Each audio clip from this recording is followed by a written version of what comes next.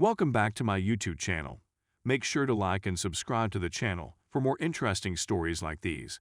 Now, let's get into today's story video. My wife refused me all year. Found out she cheated and got an STD.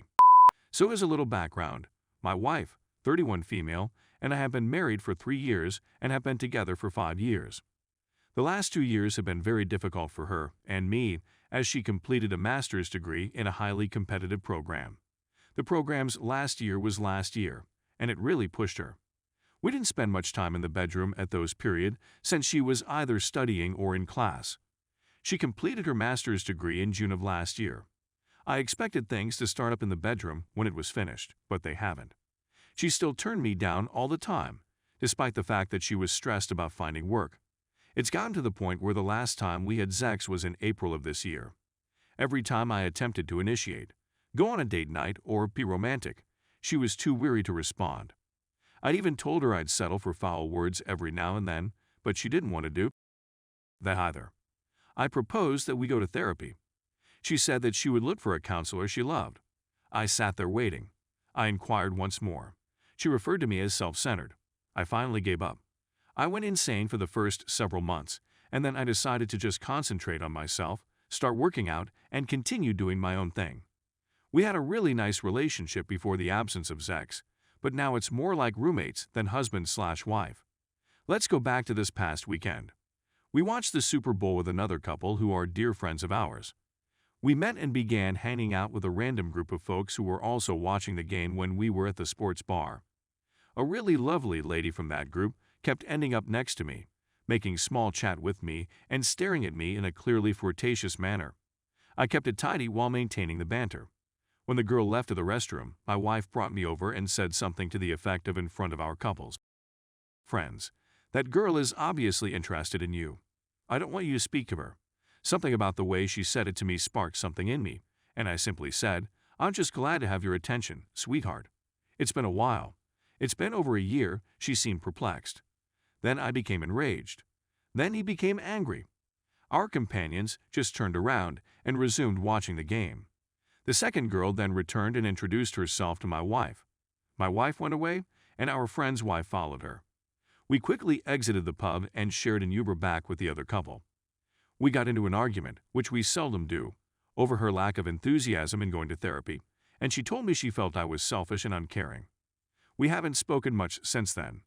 I don't want to terminate my marriage, but I don't see her making any concessions. Before I file for divorce, I'd want to know if there is anything we can do to rescue the situation. Update 1. On the Saturday after my first article, I attempted to chat to her about what I thought was lacking in our relationship. This did not go as planned. The next Saturday, I went out and got an apartment with a lease that began on March 1st. I returned home and informed her that I would be leaving. I said that I had no idea what was going on with her and that since she refused to do something about it, I desired a divorce. I loved her, but I couldn't continue to live as a prisoner. She became very silent and then began weeping, telling me that I was harsh and selfish, that my obsession with sex was the problem, and that I should get treatment for it again. I was hoping she'd say anything more, but she didn't, so I simply began packing a few things for work. She inquired where I was going, and I told her I was going to stay with my parents for a few weeks until my lease began. When I informed her I was going to stay with my parents, she became quite silent and asked whether I had notified my parents yet. Sirens began to sound in my brain right away. I said that I had not done so. This was a lie. Then she became silent for about 5 minutes, and just as I was ready to go out the door, she implored me not to. She wanted to converse. Then she said something that I didn't want to hear. Last year, she cheated on me with a boy in her class. I also acquired an STD. Nothing deadly, but not the type that can be gotten rid of. She said that occurred just once, but I am certain that is not the case. I felt completely numb. A female acquaintance informed me that wife infidelity was a possibility, but I didn't trust her. I remained silent as my wife spoke, mostly because my thoughts was racing, but also because I didn't know what to say. I realized now that I had spoken all I had to say in the preceding year, and now I had nothing. After she finished speaking, I just said, "Okay." I felt completely numb, and I left the home with her in it to go to my parents' place, which was approximately 2 hours away.